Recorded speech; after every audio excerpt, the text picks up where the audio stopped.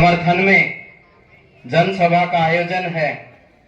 इस मौके पर ऑल इंडिया कांग्रेस के सेक्रेटरी हमारे मूवमेंट के साथी आनंद भाई चौधरी जी और एक बड़ी नेता हमारे समाज के लिए लड़ने वाली प्रतिभा ताई सिंधे और जिला कांग्रेस कमेटी के अध्यक्ष माननीय श्री दिलीप नाइक जी और उतना ही सम्मानी हमारा मंच, क्योंकि महाविकास आघाड़ी का जो गठबंधन है अब की बार पूरी तैयारी के साथ में चुनाव लड़ रहा है। तो दादा बहुत अच्छी बात कर रहे थे, मैं संक्षिप्त में बात करूंगा, मुद्दे की बात करूंगा, लेकिन नारे नहीं लगे तो हमको मजा नहीं आता और नारे एकदम बुलंद आवाज में लगना चाहिए, अंतरात्मा से लगना चाहिए, मुट्ठी बंद करके हाथ ऊपर करके, ताकि हमको भी ताकत मिले अगली सभा में अच्छी बात कर सके और आपको भी ताकत मिले 20 तारीख को मतदान हाथ के पंजे पे कर सके ताकि सिरीफ दादा को जिता सके। एक चले, इधर से कम आवाज आ रही है। एक चले, इधर वाले खाना नहीं खाए होंगे लगता मेरे को। एक चले, धन्यवाद। भाई और बहनों, आज जो परिस्थितियां हैं और उन हालात में महाराष्ट्र राज्य का चुनाव होने जा रहा है।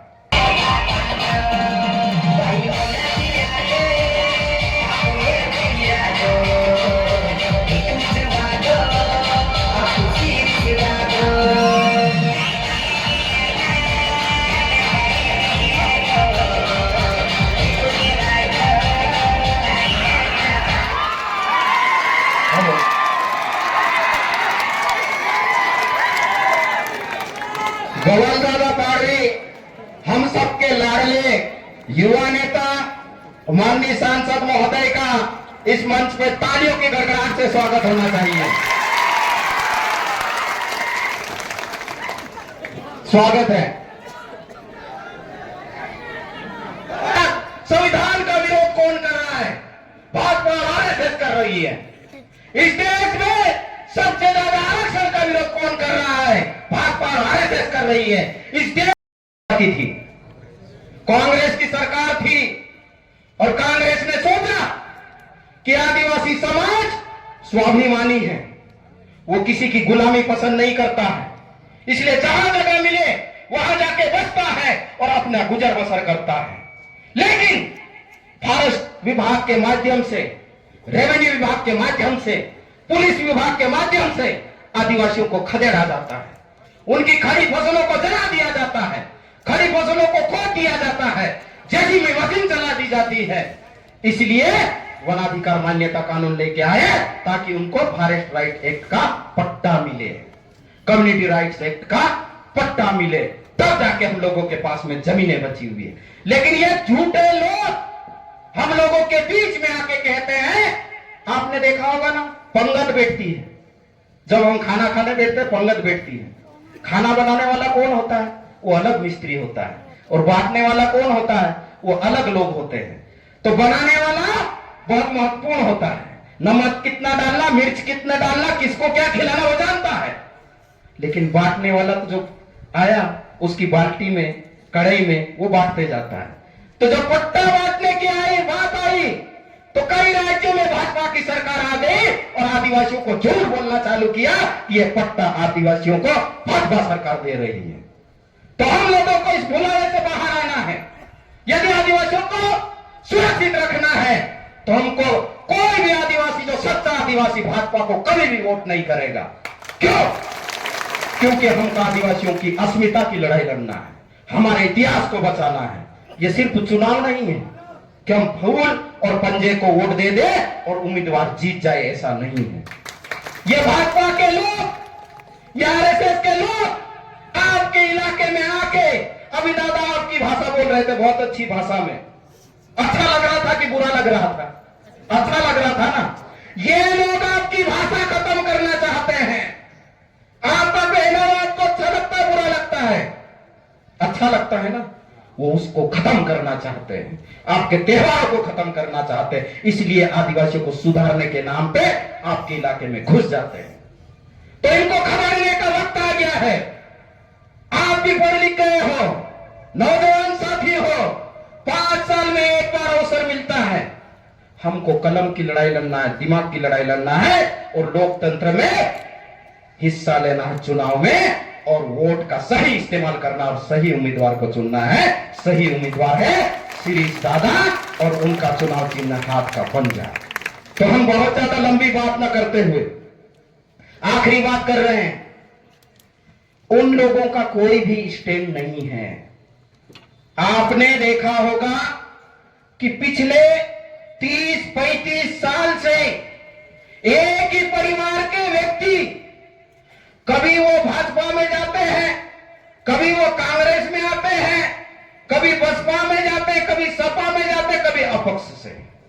यहां भी चुनाव लड़ना, वहां भी चुनाव लड़ना, सब जगह उनको ही चुनाव लड़ना है। तुम्हारे बाप का अधिकार है क्या?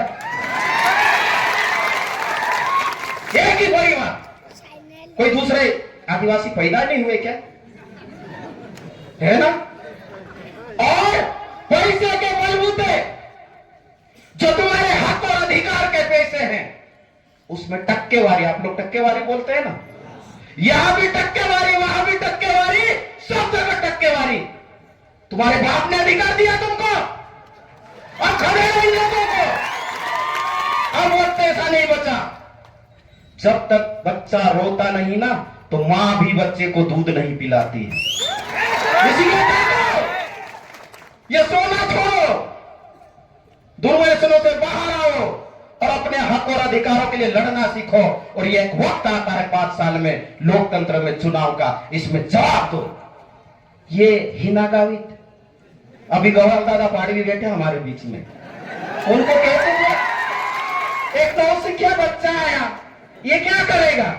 अरे ये तो बच्चा है नौजवान, लेकिन इतनी पब्लिक है इनके साथ में, इसलिए 1,70,000 रुपए को जिताया। और उनका दिल नहीं भरा, मन नहीं माना, सत्ता का सुख चाहिए, पैसे कहां से आएंगे? 2 बार सांसद रही भाजपा से, फिर भाजपा से इस्तीफा, और फिर गवाल दादा के इलाके से केसी दादा पाड़वी के सामने चुनाव लड़ रही है। ये भगोड़े लोग हैं, भगोड़े भागने वाले मैदान छोड़ के।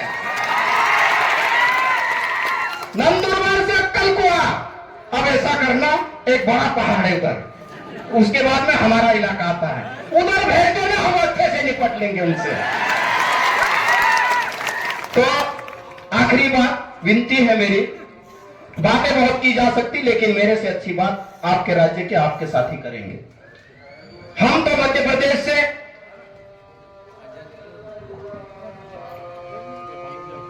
वोट करो और हमारे शिरीष दादा को पिछली बार जिताया आपने, अब की बार ज्यादा वोटों से जिताना।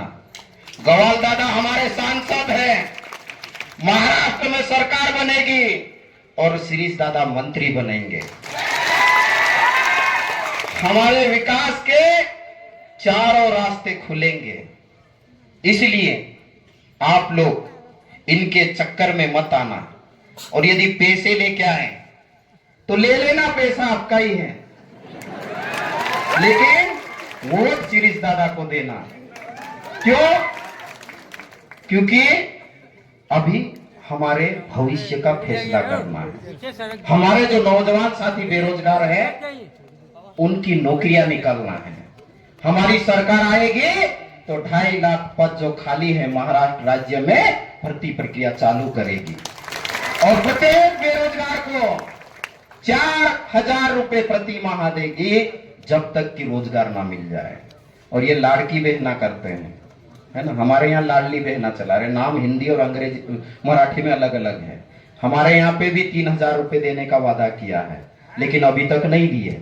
और यहाँ पे 1,500 रुपए, पर इनके पास में ऐसी कोई योजना नहीं है। आपके विकास के सारे रास्ते बंद करने वाले हैं। तो माता बहनों से मेरी विशेष करके विनती है कि आप किसी के बहकावे में मत आना। मेरे आदिवासी समाज को यदि बचाना है, गरीब व्यक्ति को बचाना है, और छोटे व्यापारियों से भी मैं अपील करना चाहता हूं, चाहे कोई भी जाति धर्म पंथ संप्रदाय का व्यक्ति हो, कांग्रेस पार्टी सबको लेके चलने वाली पार्टी है। इसलिए हमारे सर्वमान्य उम्मीदवार शिरीष दादा को वोट कीजिए और प्रचंड बहुमत से जिताइए। आखिरी नारा लगाएंगे अच्छे से, ताकि अगले वक्ता और उत्साह से भाषण देगा। एक